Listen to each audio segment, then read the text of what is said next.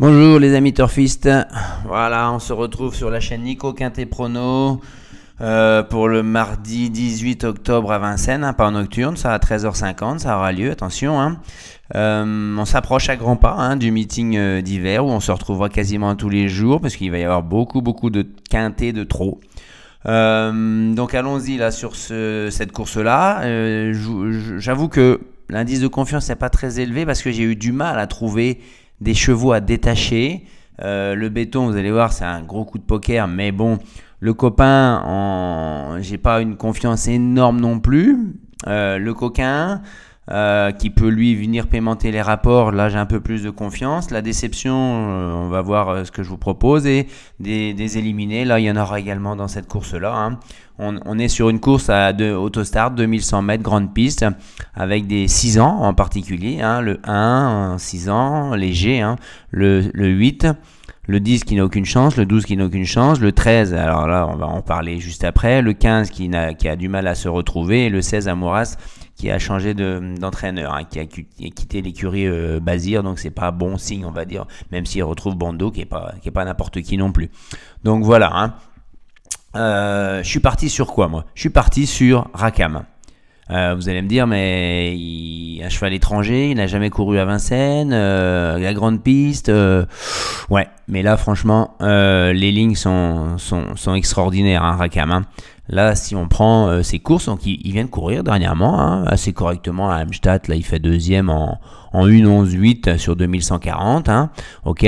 Il bat Zarenfas, qui est un cheval qui a couru niveau groupe au monté à Vincennes cet hiver, et surtout, juste avant, il avait couru une bonne course en 1:12:9 ferré, et il y avait simplement des chevaux, voilà, il battait Kennedy, il battait Minor Value. Et dans cette course-là, il y avait El Mari. El Mari, c'est tout simplement la deuxième de l'Elite Club derrière, étonnant. Donc si on met ces chevaux-là dans cette course-là, il est complètement déclassé. Donc seul, pour moi, des incidents de course avec son numéro 13 en deuxième ligne, et puis l'incertitude liée à la spécificité de Vincennes et sa montée, sa grande piste, je ne vois pas qui peut le battre. Il a des secondes, il a de la marge, quoi. Il a des secondes sous les bras, dans les bras. Donc là, on y va pour ce coup de poker en béton. Ok.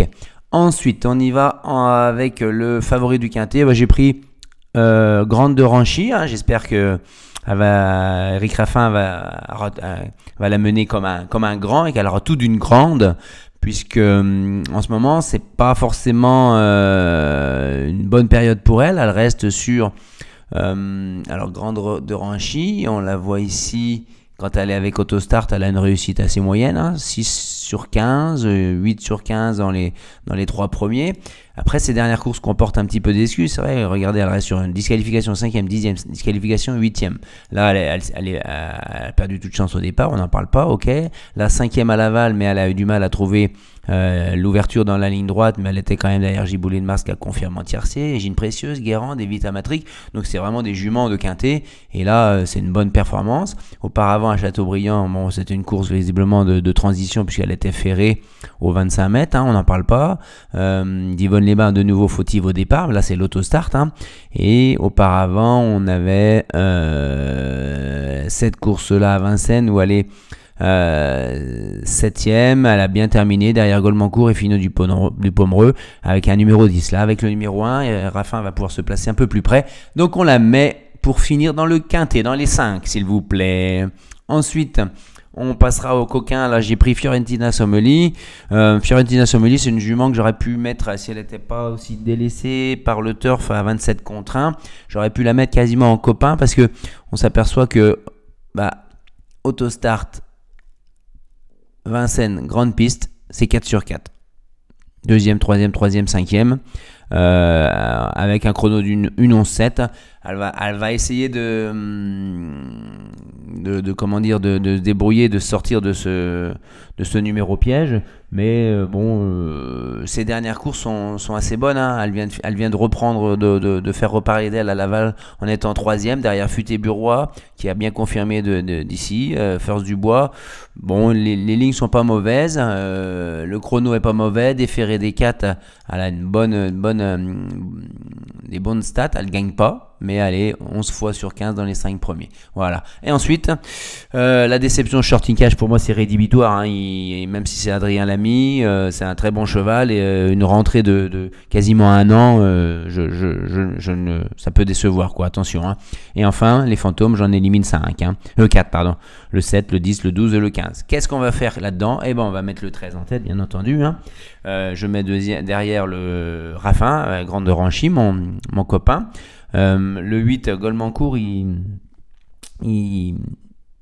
a ce qui m'a refroidi, c'est l'entraîneur hein, qui dit qu'il est peut-être pas aussi bien, mais sinon sur le papier il a une très très bonne chance. Hein. Donc s'il fait sa valeur, il devrait lutter pour les premières places, hein, les belles places. Hein. Le 4 Espoir du Noyer, on ne peut pas l'interdire, hein, elle doit figurer, hein, tout comme le 3. Extra du château hein, qui sort d'une belle victoire avec Loqueneux. Le 9 Fiorentina Somoli, je l'ai mis un peu plus loin pour une place comme je vous l'ai dit. Le 14 Finale du Promo, il va finir, il vient de bien finir hein, nettement mieux que le 5 Extra du Châtelet que j'ai retiré de ma sélection malgré son numéro en première ligue. David Thomas avait été déçu de sa dernière course, il faut voir ce que ça va donner là, donc j'ai préféré et j'ai mis Henri Cadry loin parce que sa dernière course c'était certes une petite rentrée de 3-4 mois, mais il a vraiment demandé à souffler quasiment au bout de la ligne d'en face. Donc là, je pense qu'il ne sera pas forcément prêt pour la victoire. Hein.